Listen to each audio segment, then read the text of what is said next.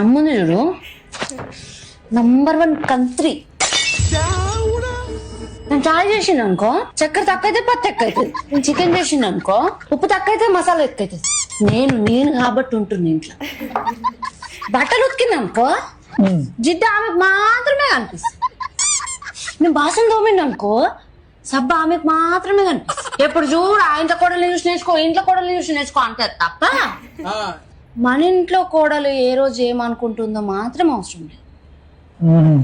బాగా ఎక్కినట్టుంది నీకు. ఫుల్ సంసర్గా ఎక్కిందా?